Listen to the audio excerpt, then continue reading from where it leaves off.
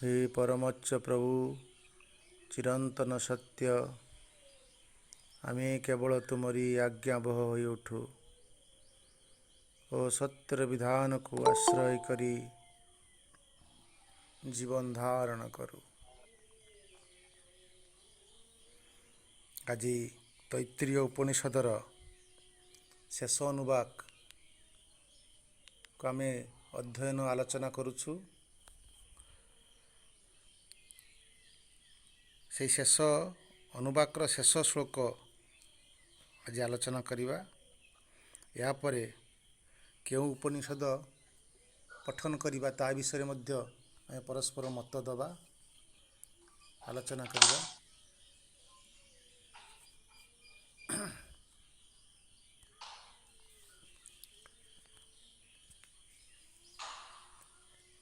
उपनिषदर दिव्य गुरु से आलोचना करुछंती जे समग्र विश्व जे सेई अनंत शक्तिर एक परिप्रकाश। ए विश्वर प्रत्येक अणुपरमाणु से एक ही ऊर्जार एक क्षुद्र अंश। एवं से आलोचना करुछंती जे प्रत्येक पदार्थ भितरे तांकर समस्त परिप्रकाश भितरे से अनंतता किपरि भरी रही, से निजे किपरि अछंती, से ससीम होइकरी अछंती। से मूलतः से असीम किंतु से तांकर परिप्रकाशटी ससीम होइकरी रही। तांकर ये असीम एक सीमित परिप्रकाश थिले मध्य से सीमितता मध्य से असीम मध्य असीमर समस्त संभावना रही, कहीं से निजे असीम। एवं से असीमटा जदिबा तांकर एक सब्जेक्टिव रूप किंतु से ए जगत पाई प्रत्येक गोटे गोटे ऑब्जेक्ट होकर छिड़ा होती, कि से ऑब्जेक्ट पश्चात से सब्जेक्ट ही रही, असीम ही रही। से असीम एक शक्ति भावरे किपरि भुवन भुवन रे बहु शक्ति बहु रूप बहु संभावना रूपरे रहीकि गोटे विराट विशाल समन्वय मध्य आणुछंती। पिता वरुण पुत्र को ताकर ये जो विविध परिप्रकाश परमंकर से विषय एक विशद आलोचना से करिकरी ए उपनिषद को समाप्त करुछंती।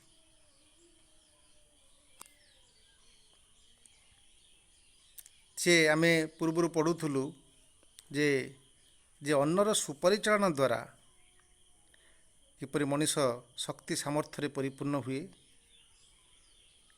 अन्नमय ब्रह्मंक द्वारा किमती बाक शक्ति बाकिंद्रिय खाली नुह, बाकिंद्रिय गोटे बाकिंद्रिय सह समस्त ज्ञानेन्द्रिय एवं कर्मेन्द्रिय सबुकिछि परम शक्तिर रक्षक होइकिरी ए जगत रे तांको परिप्रकाश करुछि। एवं से ही यथार्थ भाव में परिप्रकाश करें जिते सचेष्ट भाव से जान।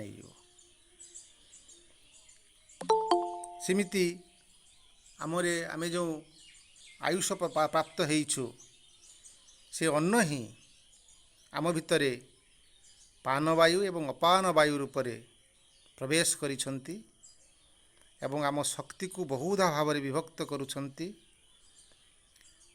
एवं से शक्तिर प्राप्त करी शरीर को रक्षणाबेक्षण करी जीवन शक्तिर प्रतीक स्वरूप समस्त अंग प्रत्यंग को किंतु शक्ति सामर्थ्य भरी देइचंती। से अन्न शक्ति ही से अन्नमय ब्रह्म ही समस्तंक हस्तरे कर्मशक्ति रूपरे विराजमान करिछंती।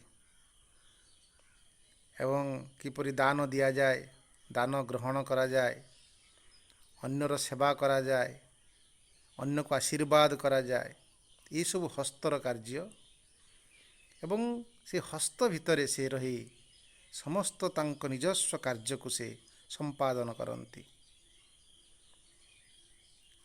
सेही कार्यकारिणी शक्ति तांकर परम कार्य संपादन करुछंती। ସେ ପଦଯୁଗଳ ଭିତରେ ରହି କେମିତି ତାଙ୍କର କ୍ଷିପ୍ରତାର ଶକ୍ତିକୁ ସେ ପରିଚାଳନା କରୁଛନ୍ତି। ଚରକ ଭଳି ଦିଗ ଦିଗକୁ ଯାତ୍ରା କରନ୍ତି। ପରମଙ୍କର ବିଶାଳ ଐଶ୍ୱର୍ଯ୍ୟକୁ ସେମାନେ ଦେଖନ୍ତି। ଜ୍ଞାନ ଅର୍ଜନ ପାଇଁ ସେମାନେ ସେ ସମ୍ପର୍କର ସେତୁ ଗଢ଼ନ୍ତି ଏବଂ ତାଙ୍କର ସେହି ଗତିଶୀଳତା ସେହି ପଦଯୁଗଳରେ ତାଙ୍କୁ ରହିଛି ଏବଂ ସେହି ପଦଯୁଗଳ ଦ୍ୱାରା ମଣିଷ ସେ ପରମଙ୍କୁ ପରିପ୍ରକାଶ କରୁଛି, ସମ୍ବନ୍ଧର ସୂତ୍ର ତିଆରି କରୁଛି। ସେହି ଅନ୍ନ ଶକ୍ତି ହିଁ ମଳଦ୍ୱାରରେ ରହି କେମିତି ସେ ବହିଷ୍କରଣର ଶକ୍ତି ରୂପରେ ସେ ଶରୀରକୁ ଶୁଦ୍ଧ କରୁଛି, ଶରୀରକୁ ପବିତ୍ର କରୁଛି। ଏ ସମସ୍ତ କଥା ସେ ଅନ୍ନ ପରମ ଶକ୍ତି ହିଁ ଏକଥା କରୁଛନ୍ତି ବୋଲି ସ୍ପଷ୍ଟ ଭାବରେ ସେ କହୁଛନ୍ତି। ସେ ଖାଲି ଶରୀର ଭିତରେ ରହି କେବଳ ପରିଚାଳନା କରୁଛନ୍ତି ସେ କଥା ନୁହେଁ।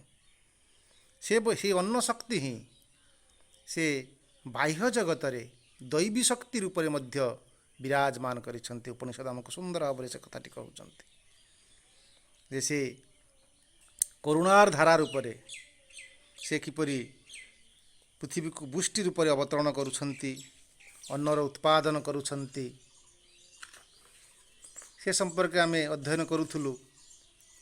ଚମତ୍କାର ଢଙ୍ଗରେ ଗୋଟେ କାବ୍ୟିକ ଢଙ୍ଗରେ ସୁନ୍ଦର ଉପସ୍ଥାପନା କରୁଛନ୍ତି ଉପନିଷଦ।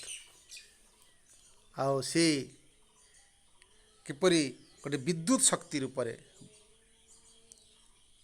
ସେ ଏ ଜଗତରେ ବୃଷ୍ଟି କରିବା ସହିତ ଜଳୀୟ ପଦାର୍ଥକୁ ଗଠନ କରୁଛନ୍ତି ଏବଂ ତାଙ୍କର କାର୍ଯ୍ୟକାରୀ ଶକ୍ତିର ବାହକ ହୋଇ ସବୁକୁ ଏଇ ବିଦ୍ୟୁତ ଶକ୍ତି କେମିତି ଗଢ଼ି ଚାଲିଛି ଏବଂ ଯାନ୍ତ୍ରିକ ଶକ୍ତିରେ ସେ ନିଜେ କେମିତି ରୂପାନ୍ତର ହେଉଛନ୍ତି ସେ ବିଦ୍ୟୁତ ଶକ୍ତି ଦ୍ୱାରା, ସେ କଥା ମଧ୍ୟ ସେ ଅନ୍ନ ଶକ୍ତି ହିଁ ଏକଥା କରୁଛି। ଏବଂ ସେ ପଶୁ ସମ୍ପଦ ରୂପରେ ସମସ୍ତଙ୍କର ଯଶ ବହନ କରି ଚାଲିଛି ଏବଂ ସେ ଅନ୍ନ ଶକ୍ତି ହିଁ ସେ ଅନ୍ନ ପରମ ବ୍ରହ୍ମ ହିଁ ସନ୍ତାନ ଉତ୍ପାଦନ ପାଇଁ ଜୀବର ବା ମନୁଷ୍ୟର ଉପସ୍ଥିରେ ବୀର୍ଯ୍ୟ ରୂପରେ ବିରାଜମାନ କରିଛନ୍ତି ଏବଂ ଏକ ସୁନ୍ଦର ସନ୍ତାନ ପାଇଁ ଆହ୍ୱାନ କରୁଛନ୍ତି। ଏବଂ ଏ ସମସ୍ତ କଥା ସେ ବର୍ଣ୍ଣନା କରୁଛନ୍ତି ସେ ଉପନିଷଦର ଗୁରୁମାନେ ଏବଂ ସେ କହୁଛନ୍ତି ସେ ଏକ ଶକ୍ତି ଏ କଥା ସବୁ କରୁଛି। ଏବଂ ଯଦି ମଣିଷ ସେଇ ଏକ ପରମଙ୍କୁ ସେ ଦେଖିପାରନ୍ତା ଯେ ସୂର୍ଯ୍ୟଙ୍କ ଭିତରେ ଯିଏ ଅଛନ୍ତି ମୋ ଭିତରେ ମଧ୍ୟ ସେ ହିଁ ଅଛନ୍ତି। ସେ ଏକ ଦେବ ସର୍ବଭୂତେଷୁ ଗୁହ୍ୟ ସର୍ବବ୍ୟାପୀ ସର୍ବଭୂତାନ୍ତରାତ୍ମା। ସେ ହିଁ ସବୁ କିଛି କରୁଛନ୍ତି। ସେତେବେଳେ ସେ ଆଉ ଅନ୍ନକୁ ଗୋଟେ ଜଡ଼ ରୂପରେ ଦେଖିବନି, ସେଥିରେ ସେ ଅନ୍ନକୁ ଉପାସନା କରିବ ଏବଂ ସେତେବେଳେ ଅନ୍ନକୁ ଯେ ତତ୍ ପ୍ରତିଷ୍ଠତ୍ୟ ଉପାସିତମ୍, ସେ ସୁନ୍ଦର ତାଙ୍କୁ ଯଦି ବ୍ରହ୍ମ ରୂପରେ ଯଦି ମଣିଷ ଉପାସନା କରେ ସେ ନିଜେ ମଧ୍ୟ ପ୍ରତିଷ୍ଠାବାନ ଭବତି। ସେ ନିଜକୁ ଯଥାର୍ଥରେ ଏଠି ପ୍ରତିଷ୍ଠିତ କରେ ଏବଂ ସେ ଯଦି ମହାନ ସେଇ ପରମ ସେଇ ଅନ୍ନକୁ ମହାନ ରୂପରେ ଉପାସନା କରେ ସେ ନିଜେ ମହାନ ହେଇ ଉଠେ। ସେ ଯଦି ମନ ରୂପରେ ଉପାସନା କରେ ସେ ଜଣେ ଚିନ୍ତାଶୀଳ ବୁଦ୍ଧିଶୀଳ ସୁନ୍ଦର ବ୍ୟକ୍ତି, ତାକୁ ସେ କହୁଛନ୍ତି ଯେ ମାନବାନ ଭବତି, ସେ ସୁନ୍ଦର ମଣିଷଟେ ହେଇ ଉଠେ। ସେଇ ଯଦି ଅନ୍ନକୁ ନମୋ ଇତି ଉପାସତେ ତାଙ୍କୁ ପ୍ରଣାମ କରେ ଅର୍ଥାତ୍ ଯଥାର୍ଥ ଭାବରେ ସୁନ୍ଦର ଡ୍ୟୁ ରେସ୍ପେକ୍ଟ ଦିଏ, ତାହେଲେ ସମସ୍ତ କାମ୍ୟ ବସ୍ତୁ ସେ ପ୍ରାପ୍ତ ହୁଏ। ଯେମିତି ଆମର ପଢ଼ୁଥିଲେ ଯେ ନଚିକେତାଙ୍କୁ ସମସ୍ତ କାମ୍ୟ ବସ୍ତୁ ଯେତେବେଳେ ସେ ଦେଉଛନ୍ତି ଯମ, ସେ କହୁଛନ୍ତି ଏ ସମସ୍ତ କାମ୍ୟ ବସ୍ତୁ ଗୋଟେ ଭୋଗର ବସ୍ତୁ ହେଇକି ରହିବ ନାହିଁ। ଯଦି आमे से काम्य वस्तु को प्रणाम करू, यथार्थ सम्मान दो। ए जगतर जेते काम्य वस्तु रही, भोगर वस्तु रही, तार एक सम्मान रही, सी मध्य अन्नमय ब्रह्म। ताको यथार्थ भाव जदि मनीष ब्रह्म बोली उपासना करे, से समस्त काम्य वस्तु ता पाखक आसब, यथार्थ सम्मान पाइब एवं समस्तଙ୍କ सेवारे लागिब। एवं तांको जदि से अन्न को जदि ब्रह्म बोली उपासना कर, ब्रह्मैत्य उपासितम, तार तुम्हें निजे ब्रह्मवान भवती, तुम्हें ब्रह्म हो उठिब। एवं तुम्हें जदि से परिमर बा ए खाद्यर रक्षक बा तुम्हें परमात्मा का संहारक रूप से, अर्थात तुम्हें जो अन्न पाउछ, अन्न को संहार करिवो एवं ताक शक्ति रूपांतरित करिवो। एवं विद्युत शक्ति पाउछ, से विद्युत शक्ति हो बा अन्न शक्ति हो, वृष्टि शक्ति हो, एमाने समस्ते संहारक शक्ति। एमाने सृष्टि करती एवं एमाने प्रलय मध्य करती, जहाद्वारा ये शक्ति रूपांतरित हुए। तेणु तुम्हें जदि यही प्रकार उपास्य से परमात्मा को गोटे संहारक शक्ति रूप से उपासना करवा उचित। एवं सुंदर भाव से कहते जदि यही प्रकार करिब, पर्जेण मियंते दिशंत सपत्ना, से उपासकों प्रति जे लोक जे व्यक्ति विद्वेष भाव रखिब, सेते बेले से परी अप्रिया भातृव्यम म्रियंते, से समस्त जी तांको भल पाउ नथिबो अप्रिया, एवं से समस्त प्रतिद्वंदी को से कौन करेंगे ना विनाश करेंगे। विनाश शब्दर अर्थ प्रकृति तांको भितर जो विद्वेष भाव, जो नकारात्मक शक्ति सब रही, सबकि विद्वे अर्थात विनाश हो, सेठी केवल प्रेम ही संचारित हम। तेणु तांकु जे उपासक उपासना करुछंती, अन्नर उपासना करुछंती, ब्रह्मर उपासना करुछंती, से व्यक्ति को जे विद्वेष करुछि, जे शत्रुभाव करुछि, ता भितरु सेमानंकर विनाश हम। परिमर शब्द मोर म्रियंते बोली कहउछंती, पर्जेण म्रियंते ए सपत्ना, अर्थात तार विनाश हम। अर्थात ता भितर थिबा विद्वेष भाव गुड़ाक सब विनाश हम, तां भितर शत्रुता मरीजिव। आ शत्रुभाव जो मरीज केवल प्रेम ही सेठी सृष्टि हम। तापर से सुंदर कहते से एक पुरुष जिते तुम्हें यही परम को ए अन्न को, अर्थात से आनंद एवं अन्न एक हो उठिबे, अन्न भितर आनंद को जे दर्शन करिवो एवं आनंद भितर अन्न को जे दर्शन करिवो, से यथार्थ भाव गोटे पूर्णांग भगवान पूर्ण रूप को से प्राप्त करिवो। ताक अनंत सीमितता भितर से अनंतता को से अनुभव करिवो।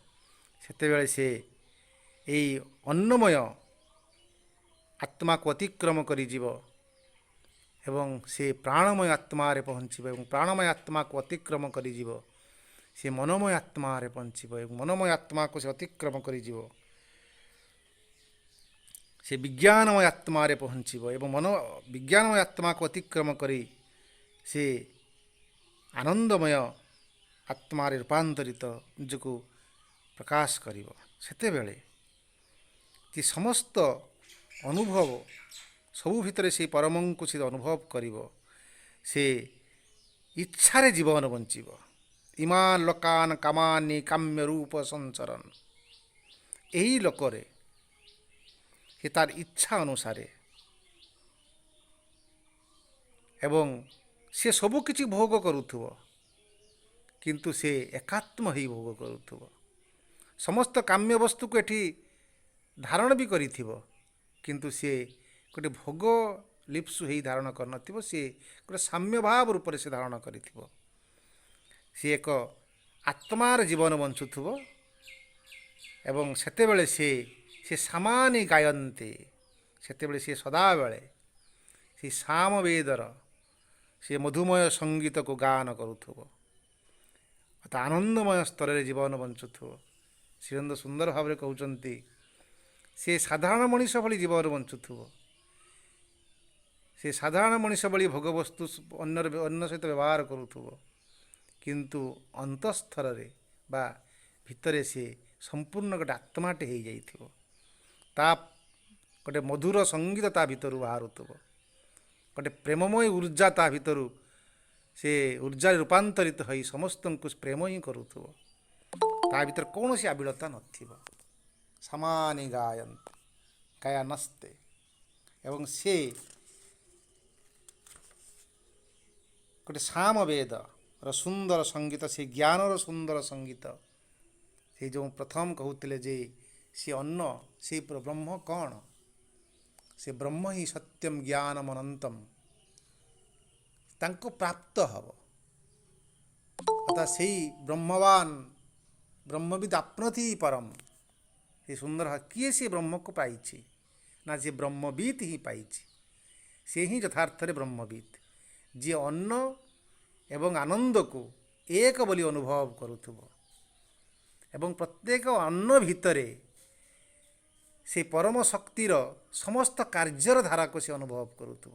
ସେଥିପାଇଁ ଋଷି ଏଠି ଏତେ ଚମତ୍କାର ଭାବରେ ସେ କହୁଛନ୍ତି ଯେ ତା ପରବର୍ତ୍ତୀ ଶ୍ଲୋକରେ ଆମେ ଆଜି ଶେଷ ଶ୍ଲୋକ ଯେ ପଢ଼ିବେ, ସେଥିରେ ସେ ଉତ୍ଫୁଲ୍ଲିତ ହେଇ କହୁଛନ୍ତି ହାବୁ ହାବୁ ହାବୁ ଅହମନ୍ନମ୍ ଅହମନ୍ନମ୍ ଅହମନ୍ନମ୍ ଅହମନ୍ନଦୋ ଅହମନ୍ନଦୋ ଅହମନ୍ନଦୋ ଅନ୍ମାଦ ଅହମନ୍ମାଦዮ ଅହମନ୍ମାଦୋ ଅହମନ୍ମାଦ। ଓହಂ ଶ୍ଲୋକ କୁଦହଂ ଶ୍ଲୋକ କୁଦହଂ ଶ୍ଲୋକ କୁଦହଂ ଅହମସ୍ମିନ୍ ପ୍ରଥମଜା ଋତାସ୍ୟ ପୂର୍ବଂ ଦେବେଶ୍ୟ ମୃତସ୍ୟ ନାଭାଇ ୟୋ ମା ଦଦାତି ସୋ ଇଦେବ ମା ବା ଅହମନ୍ନମ୍ ମନ୍ନ ଅଦନ୍ତ ମାଦ୍ମି ଅହଂ ବିଶ୍ୱଂ ଭୁବନ ମଭ୍ୟ ଭବାମ୍ ସୁବର୍ଣ୍ଣଂ ଜ୍ୟୋତି ୟୋ ଏବଂ ବେଦ। ସେଠି ଅତି ଗୋଟେ ଆଶ୍ଚର୍ଯ୍ୟ ଭାବରେ ସେ ସୁନ୍ଦର ଭାବରେ ସେଇ ଉଦ୍ଘୋଷଣା କରୁଛନ୍ତି ଯେ ଆନନ୍ଦକୁ ବ୍ରହ୍ମ, ଆନନ୍ଦ ସ୍ତରରେ ଯେ ବ୍ରହ୍ମକୁ ପ୍ରାପ୍ତ କରିଛି, ସେ ଅନ୍ନରେ ମଧ୍ୟ ବ୍ରହ୍ମକୁ ପ୍ରାପ୍ତ କରିଛି। ଏବଂ ଅନ୍ନ ଆଉ ଆନନ୍ଦ, ଓ ଆଉ ଆ, ଏ ଭିତରେ ଯେ ସେ ନିଶ୍ଚିତ ସୁନ୍ଦର ଭାବରେ କହୁଛନ୍ତି ଏ ଅ ନାହିଁ ମାନେ ଆ ନାହିଁ, ଅନ୍ନ ନାହିଁ ମାନେ ଆନନ୍ଦ ନାହିଁ। ତେଣୁ ଯଦିବା ତାଙ୍କର ମୂଳ ସ୍ୱରୂପ ଆନନ୍ଦ, କିନ୍ତୁ ସେ ତାଙ୍କର ସେ ମୂଳ ସ୍ୱରୂପରୁ ସେ ଭୁଲି ଯାଇନାହାନ୍ତି, ସେ ଆନନ୍ଦ ଅନ୍ନ ରୂପରେ ଏଠି ରହିଛନ୍ତି। ତେଣୁ ଆମର ସର୍ବୋତ୍ତମ ଘୋଷଣା ହେଉଛି ମୁଁ ଅନ୍ନ, ମୁଁ ଅନ୍ନ, ମୁଁ ଅନ୍ନ। ଏ ଅନ୍ନ କହିବାର ଯେଉଁ ଆନନ୍ଦ ଏବଂ ନିଜକୁ ଅନ୍ନ ବୋଲି ପରିଚୟ ଦେବାର ଯେଉଁ ଆନନ୍ଦ, ଏବଂ ନିଜେ ଆଉ ବ୍ରହ୍ମ ନ କହିକି ମୁଁ ଅନ୍ନ କହିଲା ବେଳେ ସେ ବ୍ରହ୍ମ ପରିପ୍ରକାଶ ହେଇଯାଉଥିବେ। ଆଉ ଏଇଟା ହେଉଛି ଏ ଉପନିଷଦର ସର୍ବୋତ୍ତମ ଏଠି ଗୋଟେ ବିୟୁଟି। ଏବଂ ସେ କହୁଛନ୍ତି ଅହମ୍, ଏ ଅହମ୍ ଶବ୍ଦଟି ଏତେ କିଏ ସିଏ ମୁଁ, ଏଠି ଅହଙ୍କାରର ମୁଁ ନୁହଁ, ଏଠି ସେଇ ପରମ ପୁରୁଷ, ସେ ପରମାତ୍ମା, ସେ ନିଜେ ସେ କହୁଛନ୍ତି ଯେ ଅହଂ ଅନ୍ନମ୍ ଅହମ ଅନ୍ନମ୍ ଅହମ ଅନ୍ନମ୍, ମୁଁ ହିଁ ଅନ୍ନ, ମୁଁ ହିଁ ଅନ୍ନ, ମୁଁ ହିଁ ଅନ୍ନ। ଏ ଯେଉଁ ତିନିଥର କହୁଛନ୍ତି ଏବଂ ଯେ କହୁଛନ୍ତି ହାବୁ ହାବୁ, ସବୁ ତିନିଥର ତ୍ରିବାର ବାକ୍ୟ ଗୋଟେ ସତ୍ୟକୁ କେତେ ଗୁରୁତ୍ୱ ଦିଏ, ତ୍ରିବାର ସତ୍ୟ ବୋଲି କୁହାଯାଏ। ଆମେ ଯେଉଁ ତିନି ତଲାକ ଯେ କହନ୍ତିନି, ଯେ ତିନିଥର ଯଦି ତଲାକ ତଲାକ କହିଦେଲା ତାହେଲେ ସେଟା ସତ୍ୟରେ ରୂପାନ୍ତରିତ ହେଇଯିବ, ସିଏ ସ୍ତ୍ରୀରୁ ବାହାରିଯିବ। ଯେମିତି ଆମର କୋରାନର ସବୁ କଥାଟି ଅଛି, ସେମିତି ସତ୍ୟ ସତ୍ୟ ତ୍ରିବାର ସତ୍ୟ ଯଦି କରିବ ସେ ସତ୍ୟଟା ୱାର୍କିଂ ହେଇଯିବ ସେମିତି। ଏବଂ ଏଇ ଶବ୍ଦଟି ଅତି ଚମତ୍କାର କଥା। ତ୍ରିଦେବ ଏବଂ ଓମ୍ ଓମ୍, ଏ ତ୍ରିବାର ସତ୍ୟ ବା ତ୍ରିବାର ଉଚ୍ଚାରଣ, ସେଇଟା ହେଉଛି ଗୋଟେ ସତ୍ୟକୁ ସ୍ପଷ୍ଟ ଭାବରେ ଏଠି କାର୍ଯ୍ୟକାରୀ କରିବାର ଗୋଟେ ସୁନ୍ଦର ଅବତାରଣା। ସେଠି ସେ କହୁଛନ୍ତି ଅହମନ୍ନମ ଅହମନ୍ନମ ଅହମନ୍ନମ, ମୁଁ ଅନ୍ନ ମୁଁ ଅନ୍ନ ମୁଁ ଅନ୍ନ, ଅହମନ୍ନାଦୋ ଅହମନ୍ନାଦୋ ଅହମନ୍ନାଦୋ। ମୁଁ ହେଉଛି ସେ ଅନ୍ନର ଭକ୍ତା, ମୁଁ ହେଉଛି ଅନ୍ନର ଭକ୍ତା, ମୁଁ ହେଉଛି ଅନ୍ନର ଭକ୍ତା। ଏଠି ଭକ୍ତା ଏବଂ ଅନ୍ନ ଏ ଏକ, ମୁଁ ହିଁ ଅନ୍ନ ମୁଁ ହିଁ ଭକ୍ତା। ମୁଁ ଅନ୍ନ ହେଇଛି ଅନ୍ନ ପାଇଁ ଏବଂ ମୁଁ ହିଁ ଅନ୍ନକୁ ଖାଉଛି, ମୋତେ ଅନ୍ନ ଆଉ କିଏ ମଧ୍ୟ ଭକ୍ଷଣ କରୁଛି। ଅର୍ଥାତ୍ ମୁଁ ହିଁ ସର୍ବୋତ୍ତମ, ମୁଁ ହିଁ ସୃଷ୍ଟି, ଆଉ ମୁଁ ହିଁ ରକ୍ଷକ, ମୁଁ ହିଁ ସଂହାରକ। ଏଠି ଏତେ ସୁନ୍ଦର ଭାବରେ ସେ ବର୍ଣ୍ଣନା କରୁଛନ୍ତି ସେ ଗଡ୍, GOD ଗଡ୍। ଜି ମାନେ ଜେନେରେଟିଂ, ମୁଁ ସୃଷ୍ଟି କରୁଛି, ଓର ହେଉଛି ଅର୍ଗାନାଇଜିଂ, ଡିରେ ହେଉଛି ଡିଷ୍ଟ୍ରାକ୍ଟିଂ। ମୁଁ ହିଁ ସୃଷ୍ଟି କରୁଛି, ଆଉ ମୁଁ ହିଁ ଅର୍ଗାନାଇଜ୍ କରୁଛି, ଏଠି ରକ୍ଷଣାବେକ୍ଷଣ କରିଛି, ଆଉ ମୁଁ ହିଁ ଡିଷ୍ଟ୍ରାକ୍ଟିଂ, ମୁଁ ପୁଣି ଏଠି ପ୍ରଳୟ ରଚିଛି। ତେଣୁ ମୁଁ ହିଁ ଅନ୍ନ ମୁଁ ହିଁ ଭକ୍ତା। ସେତେବେଳେ ସିଏ ବାହ୍ୟ ଭିତର ବାହାର କିଛିର ଏଠି ପ୍ରଭେଦ ନାହିଁ। ଏଠି ସେ ସବୁ କିଛିକୁ ସେ ତାଙ୍କର ଏକ ସଂଯୋଗକାରୀ ଶକ୍ତି ରୂପରେ ସେଠି ଆଲୋଚନା କରୁଛନ୍ତି। ଅହଂ ଶ୍ଲୋକ କୁଦହଂ, ଅହଂ ଶ୍ଲୋକ କୁଦହଂ, ଅହଂ ଶ୍ଲୋକ କୃତ୍। ମୁଁ ହିଁ ସବୁକିଛିର ସ୍ରଷ୍ଟା। ଶ୍ଲୋକ ଅର୍ଥ ଏଠି ସୃଷ୍ଟିର ପ୍ରକ୍ରିୟାର ଗୋଟେ ଶେଷ ଅବଲମ୍ବନକୁ ବା ଚରମ ଅବଲମ୍ବନକୁ ଶ୍ଲୋକ ବୋଲି କୁହାଯାଏ। ତେଣୁ ଏଠି ଯେଉଁ ରଚନା ହେଇଛି, ଶ୍ଲୋକ ହେଉଛି ଗୋଟେ ରଚନା। ରଚନା କେତେବେଳେ ହେବ ନା, ରଚନା ଯେତେବେଳେ ସୁନ୍ଦର ପରିପ୍ରକାଶଟି ପୂର୍ଣ୍ଣାଙ୍ଗ ରୂପ ନେବ, ସେତେବେଳେ ରଚନା ହେବ। ତେଣୁ ପରମ ଏଠି ସମ୍ପୂର୍ଣ୍ଣ ପୂର୍ଣ୍ଣାଙ୍ଗ ରୂପ ଗ୍ରହଣ କରିସାରିଛନ୍ତି ଅନ୍ନ ରୂପରେ। ତେଣୁ ସେ କହୁଛନ୍ତି ଅହଂ ଶ୍ଲୋକଂ ଶ୍ଲୋକ କୁଦହଂ କୃତ୍। ମୁଁ କୃତ ଅର୍ଥ ମୁଁ ହିଁ ଏଠି କରିଛି, ସୃଷ୍ଟି ରଚନା କରିଛି, ଏବଂ ମୁଁ ହିଁ ଚରମ ବୋଲି ସେ ଏଠି କହୁଛନ୍ତି। ଅହଂ ଶ୍ଲୋକ କୁଦହଂ, ମୁଁ ହିଁ ସ୍ରଷ୍ଟା, ମୁଁ ହିଁ ସ୍ରଷ୍ଟା, ମୁଁ ହିଁ ସୃଷ୍ଟି। ଏବଂ ସ୍ରଷ୍ଟା ଏବଂ ସୃଷ୍ଟି ଉଭୟ ହିଁ ଏ ରଚନା ଭିତରେ ଅଛନ୍ତି। ସେଇଥିପାଇଁ କବି ହେଉଛି ଶ୍ଲୋକର ସ୍ରଷ୍ଟା, ଅର୍ଥାତ୍ କବି ହିଁ ରଚନାକାରୀ। ଗୀତାରେ ସୁନ୍ଦର ଭାବରେ କହୁଛନ୍ତି, ଅର୍ଜୁନ ପଚାରୁଛନ୍ତି ଯେ ଆପଣଙ୍କୁ ମୁଁ କେଉଁ ରୂପରେ ଆପଣଙ୍କୁ ମୁଁ ଆରାଧନା କରିବି। ସେଠି ସୁନ୍ଦର ଭାବରେ ଏକାଦଶ ଅଧ୍ୟାୟରେ ସେ କହୁଛନ୍ତି କବି ପୁରାଣମ୍ ମନୁଶାସିତାର ଅଣରଣୀୟାନ୍ ମମନୁସ୍ମରେଜ ବିଶ୍ୱସ୍ୟ ଧାତାରମନନ୍ତ ରୂପମ୍ ଆଦିତ୍ୟବର୍ଣ୍ଣମ୍ ତମସୁ ପରସ୍ତାତ୍। ମୁଁ ହେଉଛି କବି, ମୁଁ ହେଉଛି ପୁରାଣ, ମୁଁ ଅନୁଶାସିତାର, ମୁଁ ସବୁକୁ ଅନୁଶାସନ କରିଛି। ଏଠି ସବୁକି ଯାହା ଦେଖୁଛି ଏଠି ମୁଁ ରଚନା କରିଛି। ବିଶ୍ୱସ୍ୟ ଧାତାର ଅନନ୍ତ ରୂପମ୍, ମୁଁ ସବୁକି ବିଶ୍ୱର ଧାତା ମୁଁ ଧାରଣ କରିଛି। ମୁଁ ହେଉଛି ଅନନ୍ତ ରୂପମ୍ ଏବଂ ଆଦିତ୍ୟବର୍ଣ୍ଣମ୍ ତମସୁ ପରସ୍ତାତ୍। ମୋର ସ୍ୱରୂପ ହେଉଛି, ମୁଁ ହେଉଛି ଜ୍ୟୋତିର୍ମୟ ପୁରୁଷ। ମୁଁ ଯାହା ଭିତରେ ଜ୍ଞାନ ରୂପରେ ଉର୍ଜା ରୂପରେ ପ୍ରବେଶ କରିବି, ତାହା ଭିତରେ ସମସ୍ତ ଅନ୍ଧକାର ଦୂର ହୋଇଯିବ। ତେଣୁ କବି ରୂପରେ ସେ କହୁଛନ୍ତି। ଏଠି ଯିଏ ରଚନା କରୁଛି, ଏଠି ସବୁକିଛି ରଚନା। ଶ୍ଲୋକମ୍ ଶ୍ଲୋକକୃତ୍ ଅହମସ୍ମିନ୍ ପ୍ରଥମଜା ଋତାସ୍ୟମ୍, ଋତାସ୍ୟମ୍ ଋତାସ୍ୟମ୍ ସେ ସୁନ୍ଦର ଭାବରେ କହୁଛନ୍ତି। ମୁଁ ମଧ୍ୟ ଅସ୍ମିନ୍, ମୁଁ ଏଇଠି, ଅହମ୍ ପ୍ରଥମଜା, ମୁଁ ହେଉଛି ପ୍ରଥମ, ସେଇ ଋତମ୍, ମୁଁ ସେଇ ଋତ ଶକ୍ତି, ଅର୍ଥାତ୍ ମୁଁ ହିଁ ପ୍ରଥମ। ଯେ ପ୍ରଥମ ଯା ଅର୍ଥ ମୁଁ ସେଇ ଆଦି, ଆଉ ମୁଁ ହେଉଛି ସେଇ ହିରଣ୍ମୟ ଗର୍ଭ, ଯିଏ ଯାହାକୁ ଅନ୍ନ ରୂପରେ ତୁମେ ଏଠି ଦେଖୁଛ। ଅହମ୍ ଅନ୍ନମ୍, ଅନ୍ନମ୍ କହିକି ଏଠି ସୁନ୍ଦର ଭାବରେ କହୁଛି ଅହମ୍ ଅସ୍ମିନ୍ ପ୍ରଥମଜା ଋତାସ୍ୟ ଅସ୍ୟ ଋତା। ଏଇ ଜଗତର ଯେଉଁ ଶକ୍ତିର ଏଠି ରୂପାୟନ ହେଇଛି, କାର୍ଯ୍ୟକାରୀ ଶକ୍ତି ପରମ ଶକ୍ତିଟା ଏଠି କାର୍ଯ୍ୟରେ ରୂପାନ୍ତରିତ ହେଇଛି। ମୁଁ ସେହି ପ୍ରଥମଜା, ମୁଁ ସେହି ପ୍ରଥମ ହିରଣ୍ମୟ ଗର୍ଭ, ଏବଂ ମୁଁ ହିଁ ପ୍ରଥମ ବିଶ୍ୱରୂପ। ଏବଂ ସେ ସୁନ୍ଦର ଭାବରେ କହୁଛନ୍ତି ଯେ ପୂର୍ବଂ ଶବ୍ଦଟି ସୁନ୍ଦର ବାହାର କରି ପୂର୍ବଂ ଦେବେଭ୍ୟମ୍ ଅମୃତସ୍ୟ ନାଭି, ମୁଁ ଦେବତାମାନଙ୍କ ଠାରୁ ମଧ୍ୟ ପୂର୍ବ। ସୁନ୍ଦରା ଉପନିଷଦର ଆମର କଠ ଉପନିଷଦରେ ବି ସେ କଥା ବର୍ଣ୍ଣନା କରିଛନ୍ତି ଯେ ଦେବତାମାନଙ୍କ ବହୁ ପୂର୍ବରୁ ମୁଁ ଅଛି, ମୁଁ ପ୍ରଥମରୁ ଅଛି, ମୁଁ ଆଦି। ଏବଂ ପୂର୍ବଂ ଦେବେଭ୍ୟମ୍ ଏବଂ ଅମୃତସ୍ୟ ନାଭି, ମୁଁ ଅମରତ୍ୱଙ୍କର ଅବିନାଶୀଙ୍କର ମୁଁ ହେଉଛି ନାଭି, ମୁଁ ହେଉଛି କେନ୍ଦ୍ରସ୍ଥଳ। ନାଭ, ଏ ନାଭି ଶବ୍ଦଟି ଅତି ଗୁରୁତ୍ୱପୂର୍ଣ୍ଣ ଶବ୍ଦ ଯେ ସେଇଠି ସମସ୍ତ ଶକ୍ତିର ନିହିତ ହୋଇକି ରହିଛି। ତେଣୁ ମୁଁ ହିଁ ସେ ଅବିନେଶ୍ୱରଙ୍କର ନାଭି, ଅବିନେଶ୍ୱରଙ୍କର କେନ୍ଦ୍ରସ୍ଥଳ। ଏବଂ ମୁଁ ହିଁ ଦେବତାମାନଙ୍କ ପୂର୍ବରୁ ହିଁ ଥିଲି ଏବଂ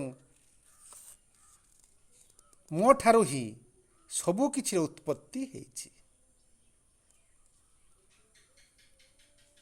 ତାପରେ ସେ କହୁଛନ୍ତି ୟୋ ମାଂ ଦଦାତି ସୋ ଇଦେବ ମା ବା, ଯିଏ ମୋତେ ଦଦାତି, ଯିଏ ମୋତେ ଦିଏ ଏବଂ ମୁଁ ତାକୁ କ'ଣ କରେ, ମା ଦା, ମୁଁ ତାଙ୍କୁ ଦିଏ। ଅର୍ଥାତ୍ ଆଦା ଅର୍ଥାତ୍ ମୁଁ ତାକୁ, ଯିଏ ମୋତେ ଦିଏ ଅର୍ଥାତ୍ ଦେବା ମୋତେ ସମର୍ପଣ କରେ। ଏବଂ ସବୁ ଏଠି ଜଗତଟା ସମ୍ପୂର୍ଣ୍ଣ ଏକ ଦାନର ଜଗତ। ଯଦି ମଣିଷ କୃପଣତା କରୁଛି, ସେ ଭଗବାନଙ୍କର ବିରୋଧ କରୁଛି। ନିଜେ ନିଜର ସବୁ କିଛିକୁ ଦାନ କରିବ। ଏବଂ ଦାନର ଅନେକ ରୂପ ରହିଛି। ସେଥିପାଇଁ ଗୀତାର ସନ୍ନ୍ୟାସୀମାନେ ଯେ ସମସ୍ତ କର୍ମକୁ ଯେତେବେଳେ ସେ ବାଦ ଦେଉଛନ୍ତି, କର୍ମର କିଛି ଆବଶ୍ୟକତା ନାହିଁ, କାରଣ କର୍ମ ଦ୍ୱାରା ମଣିଷ କର୍ମବନ୍ଧନରେ ପଡ଼ିଯାଏ। ତେଣୁ କିନ୍ତୁ ତିନୋଟି କର୍ମ କେବେ ବି ବାଦ ଦେବ ନାହିଁ। ସୁନ୍ଦର ଭାବରେ କହୁଛନ୍ତି ଯେ ଯଜ୍ଞ କର୍ମ, ଦାନ କର୍ମ ଏବଂ ତପ କର୍ମ, ଏ ତିନୋଟି ମଣିଷ ଜୀବନ ସହିତ ରହିବ। କିନ୍ତୁ ଏ ସଂସାରରେ ସବୁଠୁ ବଡ଼ ଜିନିଷ ହେଉଛି ଦାନ କରିବ। ନିଜକୁ ଦବ, ନିଜର ଯାହା କିଛି ଦବ, ଏ ଦବଟା ଗୋଟିଏ ପ୍ରକାର ଯଜ୍ଞ। ଗୀତାରେ ସବୁ ଭିନ୍ନ ବୁଦ୍ଧ ବର୍ଣ୍ଣନା ଅଛି। ତେଣୁ ସିଏ କହୁଛନ୍ତି ବହୁତ ଗୁରୁତ୍ୱପୂର୍ଣ୍ଣ ଦେଇଛନ୍ତି, ଅନ୍ନକୁ ଦାନ କରାଯାଏ। ତେଣୁ ଅନ୍ନର ସମସ୍ତ ପଦାର୍ଥ ଗୋଟେ ଦାନ୍ୟ ବସ୍ତୁ, ଖାଲି ସଂଗ୍ରହ କରିବା ବା ରଖିବା, କୃପଣ କରିବା, ଜମା କରିବା, ଏସବୁ କଥା ପାଇଁ ଅନ୍ନର ଏଠି ସୃଷ୍ଟି ହେଇନାହିଁ। କିନ୍ତୁ ଅନ୍ନର ଦାନ ଦ୍ୱାରା ଅନ୍ନ ବଢ଼େ। ସେଥିପାଇଁ ସେ କହୁଛନ୍ତି ଯେ ୟୋ ମାଂ ଦଦାତି, ଯିଏ ମୋତେ ଦିଏ, ସୋ ଇ ଦେବ ମା ବା, ସିଏ ପ୍ରାପ୍ତ କରେ, ପାଏ। ଏବଂ ଦବାଟା ସ୍ଥୂଳ ଭାବରେ ହୁଏ, ପାଇବାଟା ନିଶ୍ଚିତ ଶକ୍ତି ରୂପରେ ହୁଏ। ଏବଂ ୟା ପୂର୍ବରୁ ସେଇ କଥା ବର୍ଣ୍ଣନା କଲେ ଯେ ଦବା ଏବଂ ପାଇବା, ଯେ ମଣିଷ ଦେଲାବେଳେ ସେ ଦ୍ରବ୍ୟ ଦିଏ, ଶ୍ରମ ଦିଏ, ଜ୍ଞାନ ଦିଏ, କିନ୍ତୁ ପାଇଲା ବେଳେ ତାଠୁ ବହୁତ ବେଶୀ ପାଏ। ଏବଂ ୟା ପୂର୍ବରୁ କହିଲେ ଯେ କେମିତି ଦେଉଛି ତାରି ଉପରେ ସେ ପ୍ରାପ୍ତିର ନିର୍ଭର କରୁଛି। ତାପରେ ସେ କହୁଛନ୍ତି ଅହମ ଅନ୍ନମ୍ ମନ୍ନ ଦଦନ୍ତ ମାଧ୍ମୀ, ମୁଁ ହେଉଛି, ମୁଁ ଅନ୍ନମ୍ ଆଉ ଅନ୍ନଦମ୍, ମୁଁ ଅନ୍ନ ଏବଂ ଅନ୍ନର ଭକ୍ତା। ଏବଂ ଅନ୍ନର କର୍ତ୍ତା। ଆଉ ସେଠି ପୁଣି କଥାଟା ଉପନିଷଦର ସବୁଠୁ ମଜା ଜିନିଷ ହେଉଛି ସେଇ କଥାଟାକୁ ବାରମ୍ବାର ଘୁରଉଥିବେ ଏବଂ ତାହାରି ଉପରେ ଯେ କଥାଟା ବେଶୀ ଗୁରୁତ୍ୱ ଦେବାର ଅଛି ସେଇ କଥାଟାକୁ ବାରମ୍ବାର ଘୁରଉଥିବେ ଏବଂ ସେଇ କଥାଟାକୁ ବାରମ୍ବାର କହୁଥିବେ ଯେ ମୁଁ ହେଉଛି ଅନ୍ନ, ମୁଁ ହେଉଛି ଅନ୍ନଦମ୍, ମୁଁ ଅନ୍ନର ଭକ୍ତା, ଆଉ ମୁଁ ହେଉଛି ଅନ୍ନର ଦାତା, ମୁଁ ହେଉଛି ଅନ୍ନର କର୍ତ୍ତା। ସବୁକିଛି ଏଠି ଅନ୍ନ ଭୁବନ। ତେଣୁ ଏଠି ସୁନ୍ଦର ଭାବରେ ସେ ବର୍ଣ୍ଣନା କରୁଛନ୍ତି ଯେ ଏ ବିଶ୍ୱରୂପଟା ସବୁକିଛି ସେ ଅନ୍ନମୟ ଏବଂ ଆନନ୍ଦମୟର ଏକ ପରିପ୍ରକାଶ।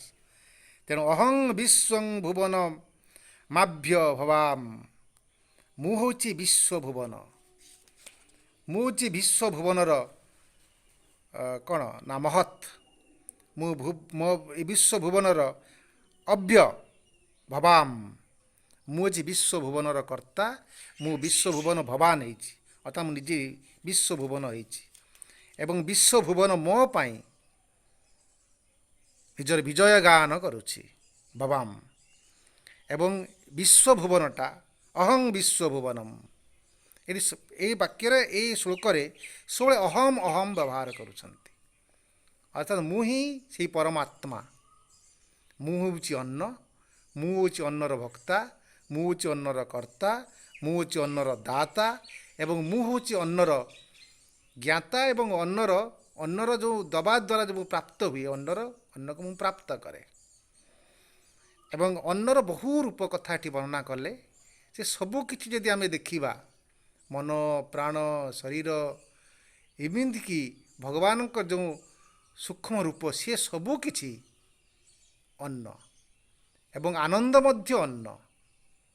ଅନ୍ନମ୍ ଆକାଶମ୍, ଆକାଶ ମଧ୍ୟ ଅନ୍ନମ୍, ସୁନ୍ଦର ଭାବରେ ବର୍ଣ୍ଣନା କରୁଛନ୍ତି। ତେଣୁ ଏଇ ଅହଂ ବିଶ୍ୱ ଭୁବନମ୍ ଭବ୍ୟବାମ୍, ମୁଁ ଏଇ ବିଶ୍ୱ ଭୁବନର ମୁଁ ହେଉଛି ଶ୍ରେଷ୍ଠ, ମୋର ଜୟ ଜୟକାର ଚାଲିଛି। ସୁବର୍ଣ୍ଣମ୍ ଯତୀୟୋ ଏବଂ ବେଦ, ମୁଁ ହେଉଛି ସେଇ ହିରଣ୍ମୟ ଗର୍ଭ, ଆଉ ମୁଁ ହେଉଛି ସେଇ ସୁବର୍ଣ୍ଣମ୍ ଜ୍ୟୋତି, ମୁଁ ସେଇ ସୁବର୍ଣ୍ଣମୟ ପୁରୁଷ, ମୁଁ ଏଇ ଜ୍ୟୋତିର୍ମାନ ପୁରୁଷ, ମୁଁ ସେଇ ସତ୍ୟମ୍ ଜ୍ଞାନମ୍ ଅନନ୍ତମ୍ ବ୍ରହ୍ମ, ଯାହା ତୁମ ହୃଦୟ ଗୌର ଭିତରେ ଥିଲି ଏବଂ ସମଗ୍ର ଜଗତରେ ବ୍ୟାପି କରି ରହିଛି, ସେଇ ହେଉଛି ମୁଁ। ଇତ୍ୟୁପନିଷଦ୍, ଏହା ହିଁ ଏଇ ଉପନିଷଦ। ତେଣୁ ଏଠି ସୁନ୍ଦର ଭାବରେ କହୁଛନ୍ତି ମୁଁ ହିଁ ଖାଦକ, ମୁଁ ହିଁ ଖାଦ୍ୟ। ଏବଂ ଏଇ କଥାକୁ ସିଏ ଅନର୍ଗଳ ଭାବରେ ଗପି ଚାଲିଛନ୍ତି ଉପନିଷଦର ଗୁରୁମାନେ। ତେଣୁ ଆମେ ଏଠି ଦେଖୁଛେ ଯେ କର୍ତ୍ତା ଏବଂ ଯାହା ହେଇଛି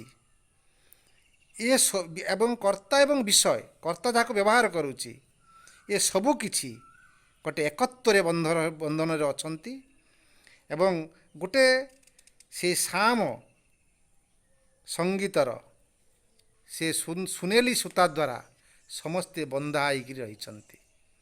ଏବଂ ସେଥିପାଇଁ ମୁଁ ଶବ୍ଦଟି ବ୍ୟବହାର କରୁଛନ୍ତି। ମୁଁ ହିଁ ସତ୍ୟର ଆଦି ଜାତ ହିରଣ୍ମୟ ଗର୍ଭ, ମୁଁ ହିଁ ମଧ୍ୟ।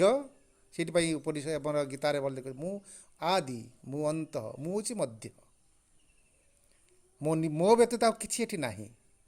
ମୁଁ ଇନ୍ଦ୍ରିୟାତୀତ, ମୁଁ ଇନ୍ଦ୍ରିୟଗତମ୍, ସର୍ବେନ୍ଦ୍ରିୟ ଗୁଣାବାସମ୍, ସର୍ବେନ୍ଦ୍ରିୟ ବିବର୍ଜିତମ୍। ମୁଁ ସବୁ ଇନ୍ଦ୍ରିୟକୁ ଗ୍ରହଣ କରିଛି, ଆଉ ଦରକାର ପଡ଼ିଲେ ମୁଁ ସବୁ ଇନ୍ଦ୍ରିୟକୁ ତ୍ୟାଗ କରେ। ମୁଁ ଇନ୍ଦ୍ରିୟାତୀତ ଏବଂ ଇନ୍ଦ୍ରିୟକୁ ଗ୍ରହଣକୁ ବି କରିଛି। ତେଣୁ ମୁଁ ହିଁ ପ୍ରଥମ ସନ୍ତାନ।